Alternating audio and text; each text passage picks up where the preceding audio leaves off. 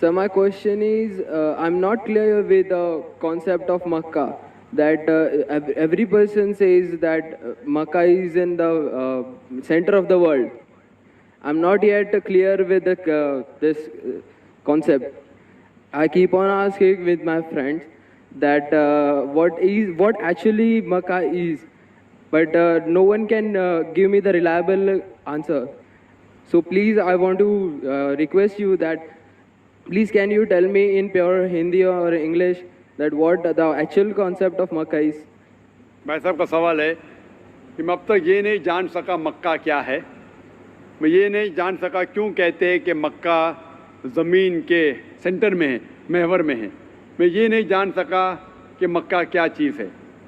भाई साहब, मक्का जिस तरीके से कुरान मजीद में जिक्र आता है सूरह अल इमरान में सूरा नंबर 3 आयत नंबर 96 में कि मक्का वो जगह है जो सबसे पहले इबादत के लिए बनाई गई, सबसे पहले इबादत की जगह बनाई गई वो है मक्का।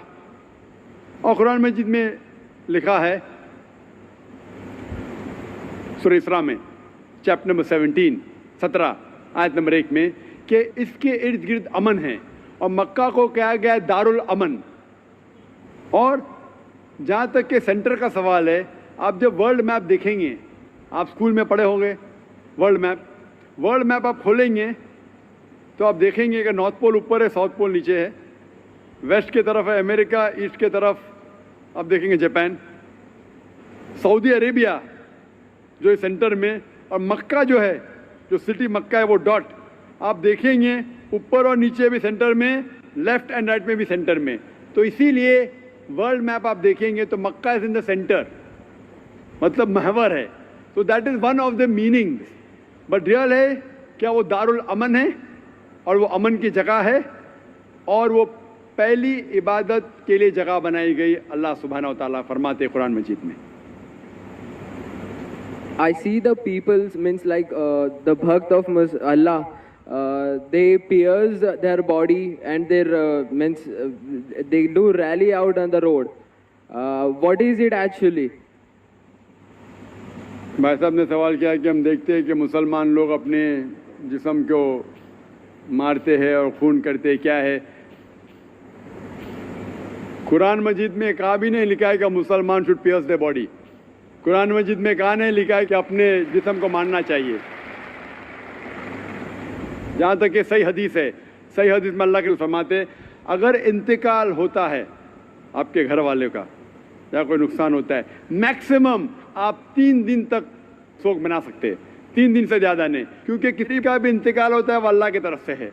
तो इंतकाल होने के बाद भी, मौत के बाद भी अगर आपको शोक मनाना है, अगर आपको you want to wail and cry, maximum 3 days.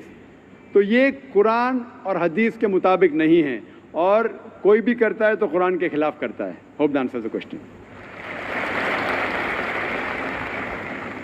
Mic number 1 से सवाल भाई। My name is Abhinav Kumar and I am a marketing manager.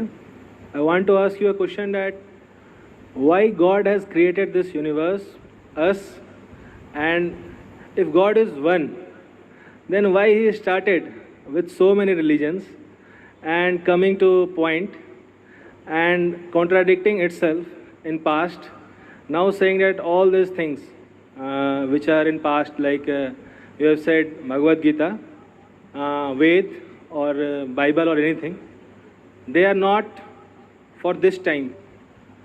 If I am seeing the scenario in the present scenario, I am thinking that any religion needs to grow up. Anyone, either it is Hinduism, either it is Christianity, either it is Muslim, any religion, Islam, and why God is contradicting itself by saying those things or saying those things in those scriptures. भाई साहब का पहला सवाल कि खुदा ने, ईश्वर ने हमें क्यों बनाया। दूसरा सवाल कि खुदा ने इतने मुख्तलिफ मज़ाहिब क्यों बनाए, वाई सो मेनी रिलीजन्स।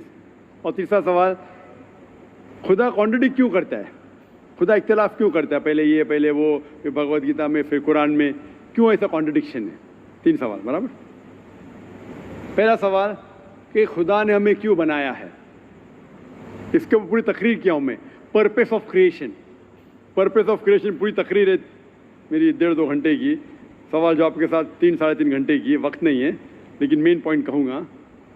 अल्लाह ताला फरमाते हैं सूरह मुल्क में, सूरह नंबर 67 वर्स नंबर 2 में, अल्लाज़ी खलक़ल मौत वल हयाता, कि अल्लाह सुब्हानहू व तआला ने मौत और ज़िंदगी बनाई ताकि वो ये जान सके आप लोग में से कौन अच्छा है, तो test which of you's good in deeds. Allah सुब्हानहू व तआला के कई मखलूक़ात है, सबसे बेहतरीन मखलूक है इंसान। बाकी जितने मखलूक़ात है वो मुस्लिम है, वो ऑलरेडी अल्लाह सुब्हानहू व तआला का कहना मानते हैं।